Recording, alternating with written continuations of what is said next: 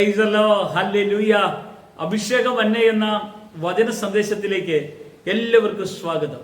ഇന്ന് ചിന്തയ്ക്ക് ആധാരമായ ദൈവവചനം അപ്പസ്തോല പ്രവർത്തനം 1-ാം അധ്യായത്തിന്റെ 15 മുതലുള്ള വചനഭാഗമാണ്. അതിനു മുമ്പുള്ള വചനഭാഗം നമ്മൾ കേൾക്കുവാൻ കർത്താവ് ഇടയാക്കി.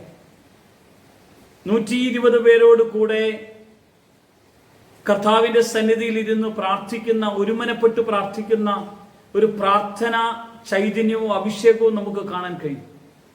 അതിനുശേഷം 15 മുതൽ നോക്കിക്കേ, ആ കാലത്ത് ഏകദേശം 120 പേരുള്ള ഒരു സംഘം കൂടിയിരിക്കുമ്പോൾ പത്രോസ് സഹോദരന്മാരുടെ നടുവിൽ എഴുന്നേറ്റ് നിന്ന് പറഞ്ഞത്, സഹോദരന്മാരായ പുരുഷന്മാരെ, യേശുവിനെ പിടിച്ചവർക്ക് വഴികാട്ടിയായി തീർന്ന യൂദാസിനെ കുറിച്ച് പരിശുദ്ധാത്മാവ് ദാവീദ് മുഖാന്തരം മുൻ പറഞ്ഞ തിരുവെഴുത്തിന് നിവൃത്തി വരുവാൻ ആവശ്യമായിരുന്നു. കണ്ടോ, യേശുവിനെ ഒറ്റിക്കൊടുക്കുമെന്ന് പ്രവാചക പുസ്തകത്തിൽ രേഖപ്പെടുത്തിയിരിക്കുന്നത് പോലെ തന്നെ സംഭവിച്ചു. 30 വെള്ളിക്കാശിന് അവനെ ഒറ്റിക്കൊടുക്കും. അതിന് താഴെ പറയുകയാണ്, അവൻ ഞങ്ങളുടെ എണ്ണത്തിൽ ഉൾപ്പെട്ടവനായി ഈ ശുശ്രൂഷയിൽ പങ്ക് ലഭിച്ചിരിക്കുന്നുവല്ലോ.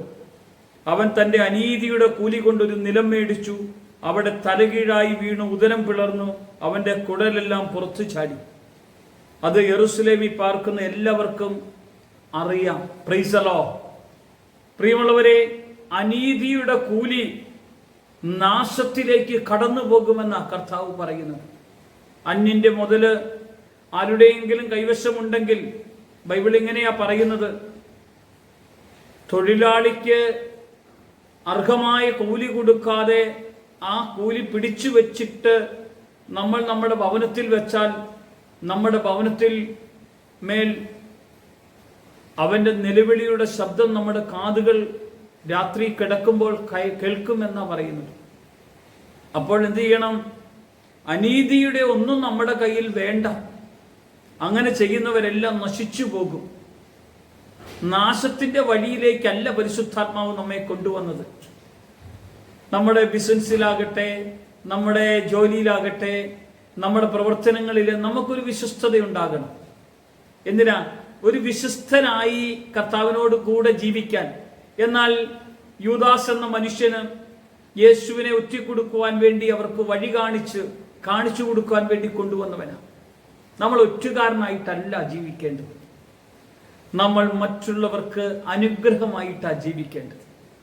ഒരാളെയും നമ്മൾ ഒറ്റിക്കൊടുക്കുവാൻ വേണ്ടിയല്ല, ഒരാളുടെയും കുറ്റവും കുറവും കണ്ടെത്തി പറയാനല്ല, അവരുടെ നന്മ കണ്ടെത്തുവാൻ, അവരെ അനുഗ്രഹിച്ചു പ്രാർത്ഥിക്കാനാണ് ദൈവം നമ്മളെ ചേർത്ത് നിർത്തിയിരിക്കുന്നത്.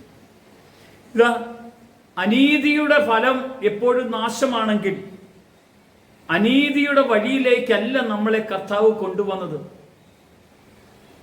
വിശുദ്ധിയുടെ വഴിയിലേക്കാണ് കൊണ്ടുവന്നത്. പ്രിയമുള്ളവരെ, ബാക്കിയുള്ള ശിഷ്യന്മാരെല്ലാം കർത്താവിന്റെ വിശുദ്ധിയുടെ ആ ദൈവകൃപയുടെ വഴിയിലേക്ക് പോകാൻ ഇടവന്നപ്പോഴാണ് യൂദാസ് എന്ന മനുഷ്യൻ അനീതിയുടെ വഴിയിലേക്ക് കടന്നു പോകാൻ ഇടയായത്.